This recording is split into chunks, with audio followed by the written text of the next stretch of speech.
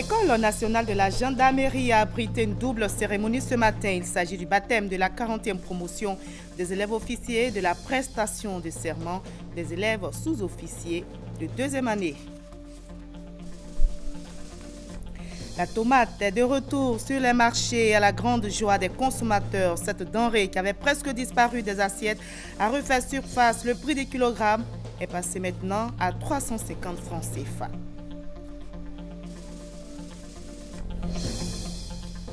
« 103 personnes ont été décorées par la grande chancelière de l'ordre national. Toutes ces personnalités ont été distinguées pour services rendus à la nation ivoirienne.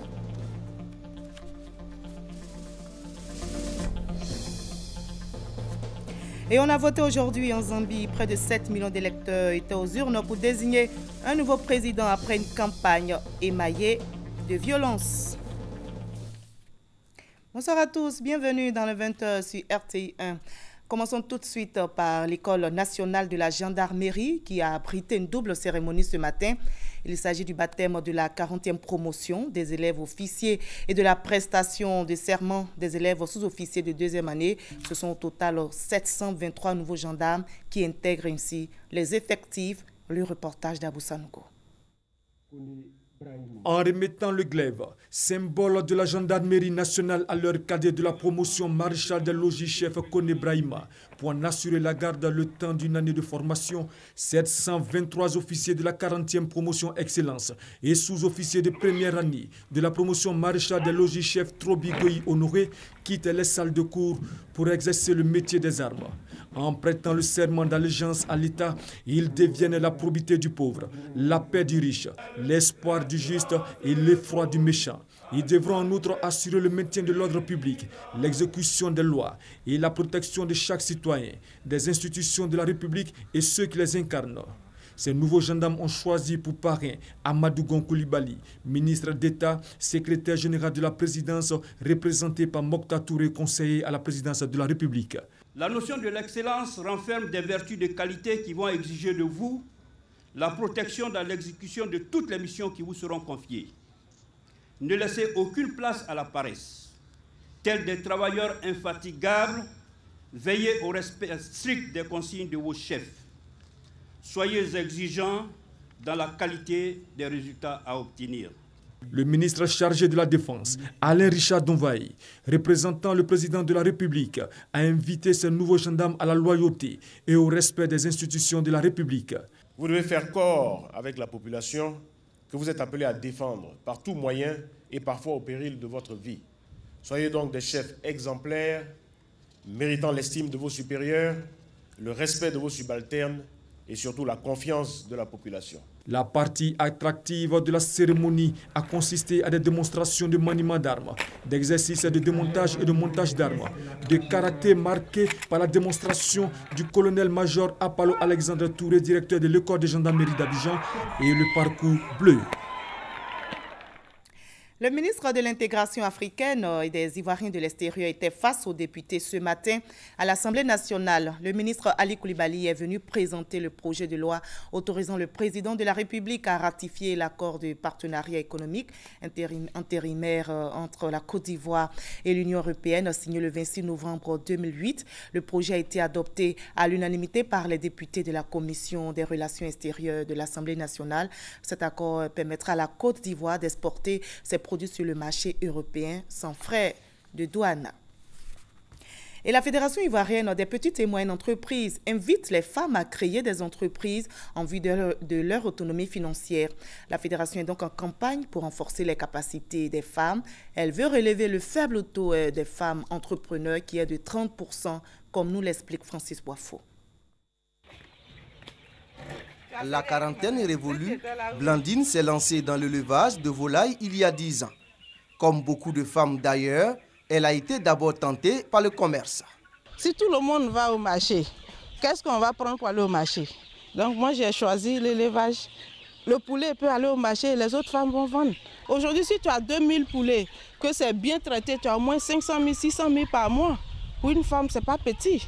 Activité génératrice de revenus, certes, mais le métier d'éleveur est difficile et nécessite organisation et disponibilité. Tout est calculé au niveau des poulettes. c'est une histoire de 4100 francs par sujet. Donc quand tu fais ton programme en fonction de ça, si tu dois prendre 2000, tu dois multiplier 4100 francs par 2000. Donc tu as déjà un budget pour ça. Mais quand on gaspille l'aliment comme ça te fait une perte. Et c'est ce qui fait que souvent on dit il n'y a rien dans l'élevage, c'est comme ça. Si tu ne suis pas tout ça de près, tu vas toujours te plaindre. Il faut être organisé pour le faire. Courageuse et optimiste, Blandine Bla compte agrandir sa ferme et faire partir des grands opérateurs du secteur de la volaille. Cette femme est l'un des modèles que la Fédération ivoirienne des petites et moyennes entreprises, FIPME, veut promouvoir.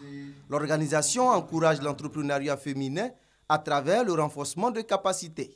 Concrètement, il nous est conseillé de pouvoir gérer une activité en tenant compte de la réalité du terrain. Au niveau des finances, la gestion des factures, comment est-ce qu'il faut faire pour se faire un bénéfice, pour pouvoir payer le personnel qui est en place. Et puis bon, demain aussi, pouvoir investir dans d'autres activités. Il faut savoir faire le bilan, il faut noter tout le temps ce qui rentre, même tes déplacements et tout. Il ne faut pas confondre l'argent de l'entreprise avec l'argent de ta poche. La Fédération ivoirienne des petites et moyennes entreprises tiendra sa deuxième conférence annuelle du 27 au 29 septembre prochain à Abidjan. Une tribune au cours de laquelle les femmes entrepreneurs et celles désireuses de le devenir trouveront des solutions à leurs préoccupations.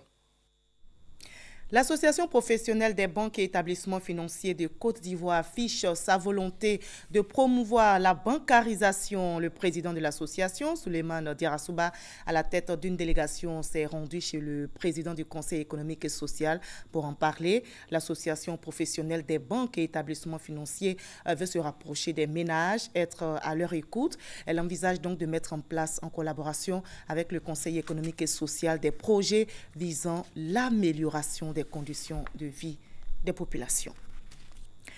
Les consommateurs ou encore les restaurateurs l'ont certainement constaté, la tomate est de retour sur les marchés. Cette denrée qui avait presque disparu des assiettes refait surface. Le prix du kilogramme passé de 500 francs CFA à 2000 francs n'est plus qu'un vieux souvenir. Dans les ménages et dans les restaurants, on peut donc concocter les plats à base de tomates. Le prix est passé à 350 francs CFA. Grace Kando a enquêté pour nous.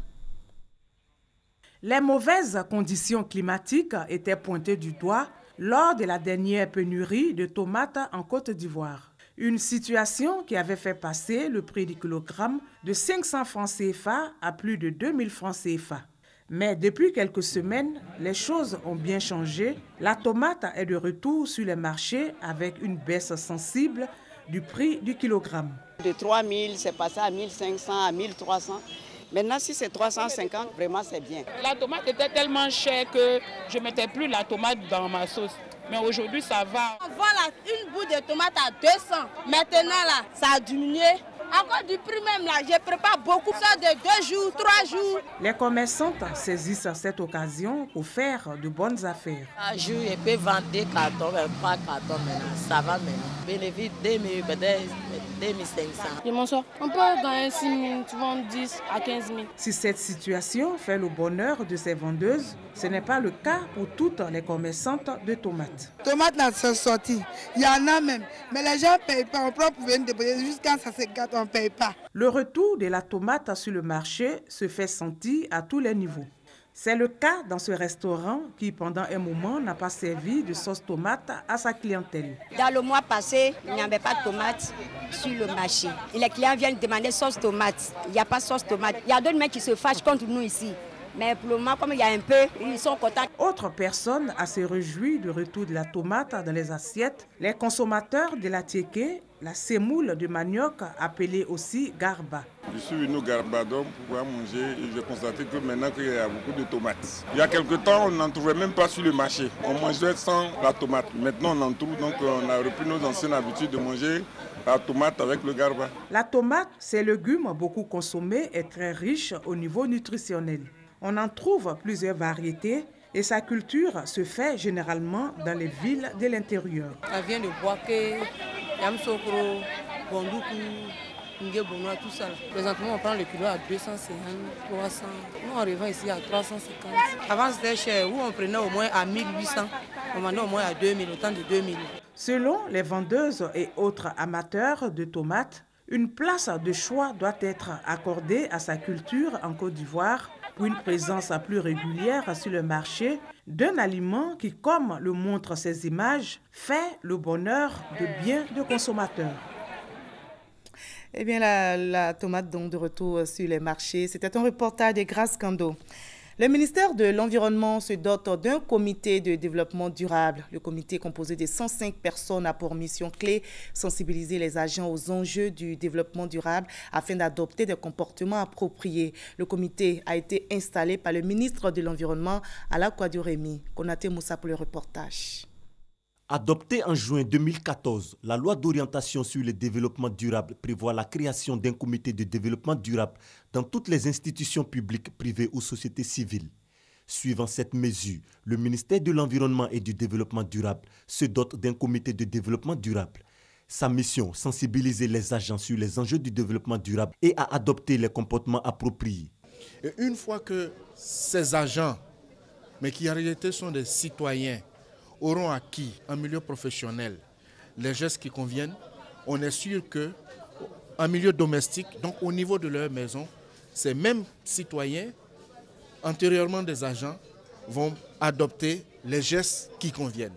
Et par effet d'osmose, toutes les familles, les voisins vont également adopter ces gestes-là, de telle sorte qu'on améliore les chances d'asseoir ou bien d'établir une société ayant un comportement beaucoup plus durable. Ce comité est composé de 35 cellules et 105 agents répartis dans toutes les directions du ministère.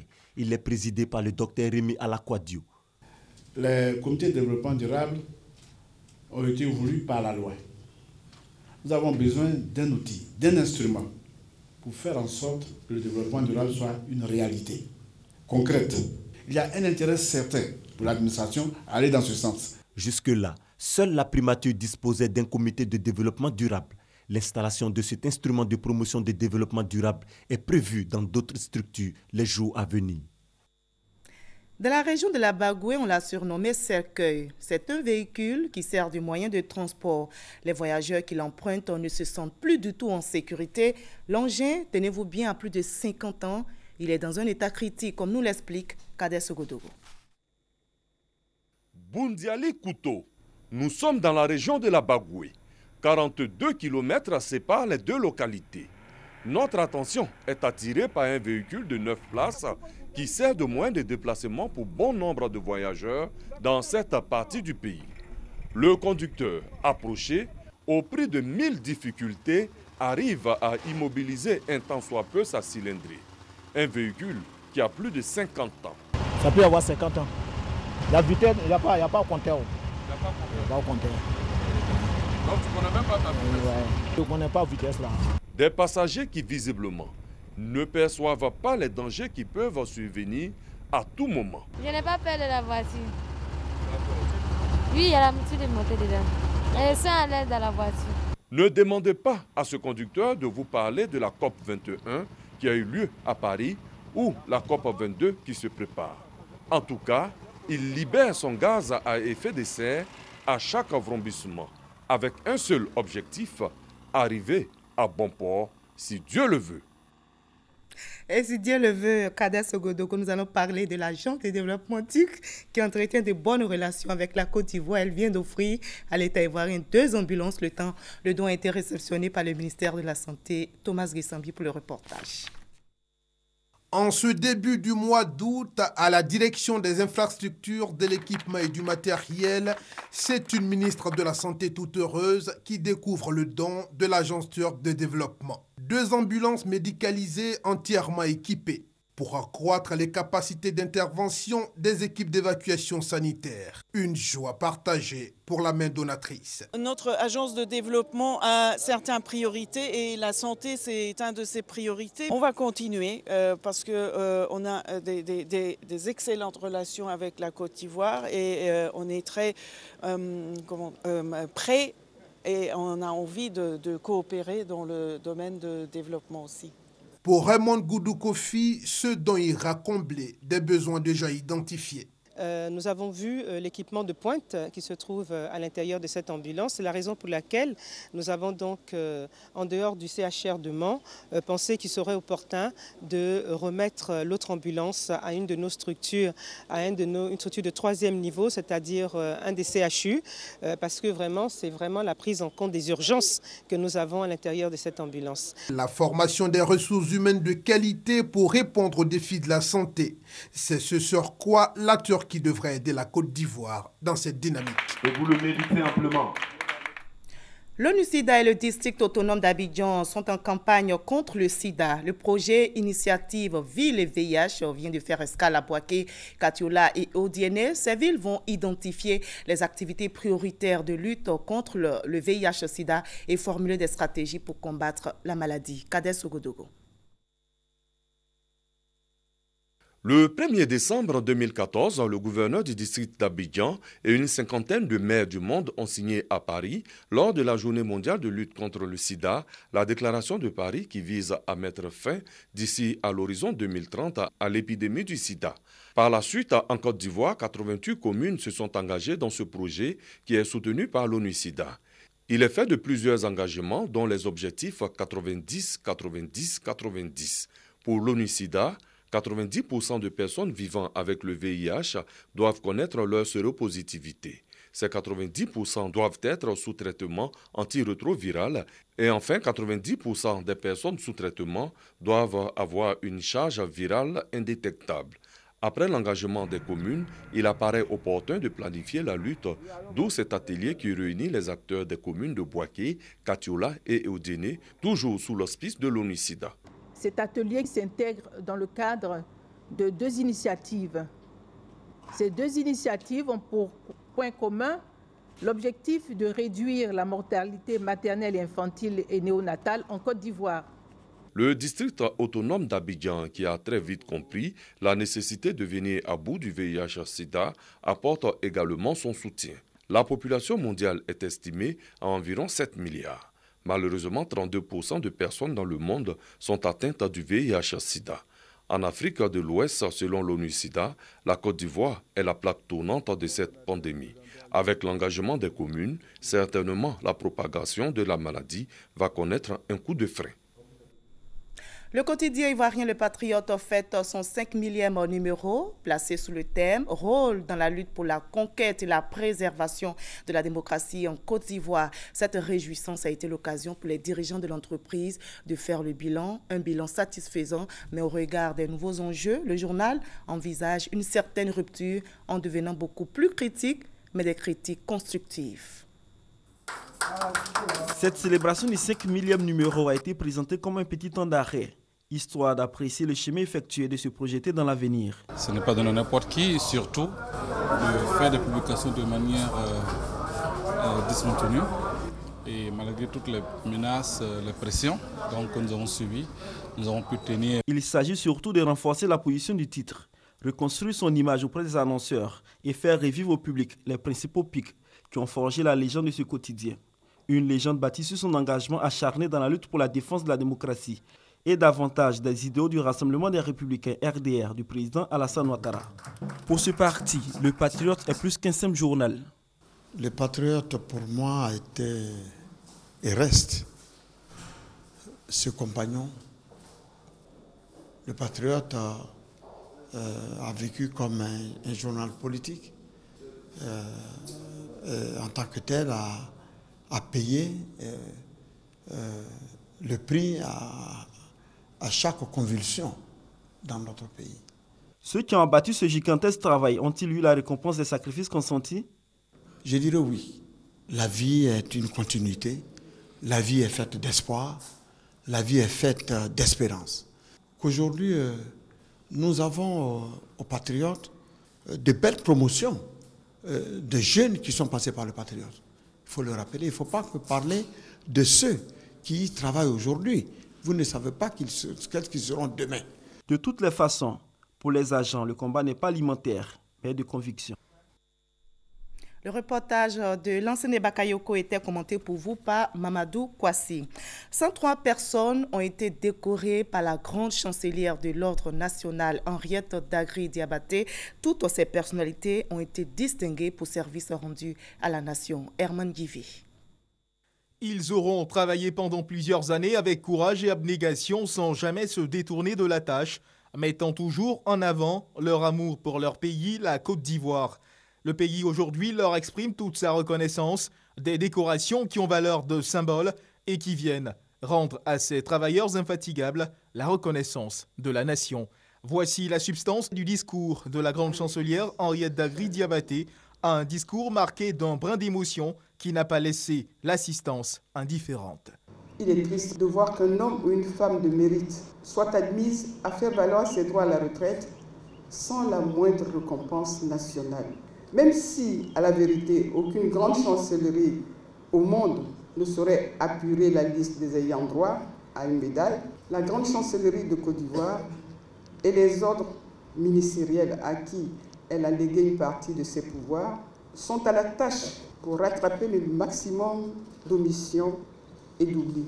Ils sont comédiens, journalistes, fonctionnaires d'État, chefs d'entreprise, 3 vagues de récipiendaires, tous heureux de recevoir ces décorations. C'est une très grande fierté pour moi. Cela m'insiste encore à encourager les plus jeunes à persévérer aussi dans le travail, à avoir cette chance de longévité dans le travail. On est même surpris de voir que l'État, malgré que nous sommes dans notre petit coin, puisse reconnaître tout ce que nous avons fait comme travail. C'est des choses, ça marque l'homme. Et Dieu merci, les nous décore. Ça veut dire que de la vie, quand tu fais un travail, il faut le faire bien. Il y a longtemps, je rêve de ça. Je suis ivre de joie. Une joie qui se comprend aisément. Certains de leurs collègues travailleurs auraient certainement apprécié de recevoir ces distinctions, mais hélas, rappelées trop tôt. Célébration de l'excellence, véritable leçon pour les jeunes générations, ces médailles confirment que le travail bien accompli est toujours récompensé. Le chef de file de l'Alliance des forces démocratiques, l'AFD, Pascal Affi-N'Guessan, également président du Front populaire ivoirien, a tenu aujourd'hui une conférence de presse au siège de son parti. Il est revenu sur le discours prononcé par le président de la République à la veille de la célébration de l'indépendance de la Côte d'Ivoire.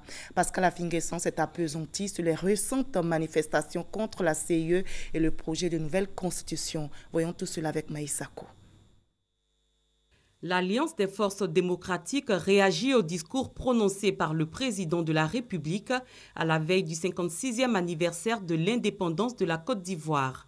Le chef de file de l'Alliance, Pascal Affi-N'Guessan, s'est penché sur les récentes manifestations contre la compagnie ivoirienne d'électricité. Des manifestations émaillées de violence. Il a souhaité une décision plus ferme de la part du gouvernement pour mettre définitivement un terme à cette situation. On a appris qu'il a été décidé d'échelonner les paiements des factures actuelles sur, je crois, 10 ou 12 mois. Et les prochaines factures. Et celles qui vont venir par la suite. Est-ce que nous allons aller d'échelonnement en échelonnement? C'est la question qui est posée et qui nous interpelle tous. Une autre question abordée par l'Alliance des forces démocratiques est le projet de nouvelle constitution. À ce sujet, l'Alliance a fait des propositions. La mise en place d'une assemblée ou d'une commission représentative des forces vives de la nation pour écrire ces nouvelles pages de notre histoire, l'histoire d'un nouveau contrat social qui s'adapte aux réalités de notre pays et aux nouveaux défis auxquels nous devons faire face. Pascal Affi-N'Guessan a aussi évoqué la réconciliation nationale, un processus clé dont dépend selon lui l'avenir de la nation. Une fondation allemande veut aider les femmes du PDCI-RDA aux futures échéances électorales. Ces femmes vont donc bénéficier d'une formation sur les stratégies de campagne afin de se faire élire. Mamadou Kwasi. Bientôt, les campagnes électorales en Côte d'Ivoire, à commencer par le référendum constitutionnel, les législatives et les locales. À toutes ces étapes, les femmes du PDCI-RDA veulent jouer un rôle important. Elles comptent mener des véritables campagnes modernes et modèles afin de rafler d'importants postes dans les conseils municipaux et régionaux ainsi qu'à l'hémicycle. Un challenge qui passe par une bonne formation de ces femmes. Avec le concours de la fondation allemande Konrad Adenauer, Elle bénéficie de 5 jours de formation sur le profil, le rôle et la responsabilité de la femme politiquement engagée dans la campagne électorale. Chaque femme qui veut être aussi candidate a besoin d'un soutien pratique. Comment gérer sa propre campagne individuelle, comment soutenir les sœurs, comment générer un peu les bourses financières, comment est-ce qu'on peut aussi formuler sa propre position idéologique. Pour les participantes, cette formation vient renforcer le rôle des femmes du PDCI-RDA dans la gestion de la campagne électorale de l'année 2016. Ce que nous apprenons, c'est pour la relève, c'est pour les plus jeunes que nous, c'est pour donner le goût à la politique et le goût de vivre ensemble dans une paix, je ne peux pas dire une paix durable. Une femme qui est bien formée, qui est politiquement engagée, et amener les femmes à être conscientes qu'elles peuvent et elles doivent se soutenir. Et je crois que cette formation va nous donner les outils nécessaires pour que la cohésion règne d'abord entre nous femmes, parce que c'est ensemble que nous pouvons gagner. Le pouvoir ne se donne pas, ça s'acquiert. Au cours de cette formation, les femmes du PDCI-RDA qui serviront de relais vont recevoir les rudiments nécessaires sur les techniques de gestion et les stratégies de communication à adopter au cours d'une campagne électorale. La Fondation Konrad Adenauer, partenaire du PDCI-RDA, initie régulièrement des formations à l'endroit des femmes de cette formation politique. Hors de la Côte d'Ivoire, en Zambie, on a voté ce matin. Près de 7 millions d'électeurs étaient aux urnes pour désigner un nouveau président après une campagne émaillée de violence. Le scrutin s'annonce très serré entre le président sortant Edgar Lungu, élu l'année dernière, et son rival Hakainde Hichilema. Émilie Touré, Abou-Sanogo. C'est le jour de vote en Zambie. Un peu partout dans le pays, de longues files d'attente sont observées devant les bureaux de vote ce jeudi 11 août. Près de 7 millions d'électeurs sont invités dans une situation tendue à choisir le nouveau président de la République, des députés et des conseillers municipaux. 9 est le nombre de candidats présents dont 2 semblent partis largement favoris. D'un côté, Edgar Lungu, le président sortant depuis 18 mois suite au décès de son prédécesseur en octobre 2014, et de l'autre, Hakainde Hichilema, le principal candidat de l'opposition à la tête du Parti uni pour le développement national. Réputé pour être un pays de stabilité depuis des décennies, la Zambie est dans un déséquilibre économique suite à la chute du coût du cuivre, première exportation du pays. Aux États-Unis d'Amérique, pas une journée ne passe sans une nouvelle sortie de Donald Trump après son mépris affiché pour les parents d'un soldat américain musulman mort au combat, puis un appel aux défenseurs du port d'armes à stopper sa rivale Hillary Clinton. Le candidat républicain a encore frappé aujourd'hui. Il accuse le président Barack Obama d'être le fondateur de l'État islamique. Depuis lundi, plusieurs incendies attisés par des vents violents ravagent le Portugal. Le feu qui s'est propagé a pris la direction de la France, précisément dans les Bouches-du-Rhône, au nord de Marseille. L'incendie qui a été maîtrisé selon les autorités a ravagé plus de 3300 hectares de forêt. Un homme a été interpellé et placé en garde à vue. Émilie Touré, Abou-Sanogo. 2 séries d'incendies meurtriers. Débutant au Portugal, plusieurs incendies attisés par des vents violents ont été également observés ce mercredi dans le Bouches-du-Rhône, au nord de Marseille, en France. Les dégâts sont énormes. Outre les 3300 hectares brûlés, on recense au moins 25 maisons et plusieurs entreprises détruites par les flammes. 3 blessés par brûlure, dont un grave dans la population en France. Et 3 morts, 2 blessés dans un état grave, plus de 170 blessés légers et près de 150 habitations détruites concernant le Portugal. 4 secteurs de Vitrolles en France, dont le vieux village, ont été évacués et 2 gymnases ont été mobilisés pour accueillir les habitants, a indiqué la mairie. Les 1200 pompiers mobilisés continuent néanmoins de recevoir des renforts d'autres régions afin d'empêcher le feu de s'étendre aux villes. Cependant, un homme d'une 50aine d'années se trouve actuellement en garde à vue dans les locaux de la sécurité départementale de Marseille. Il a été interpellé à proximité d'un départ de feu à Vitrolles. En sport, les Jeux de Rio au Brésil, pas de médaille pour le moment pour les athlètes ivoiriens.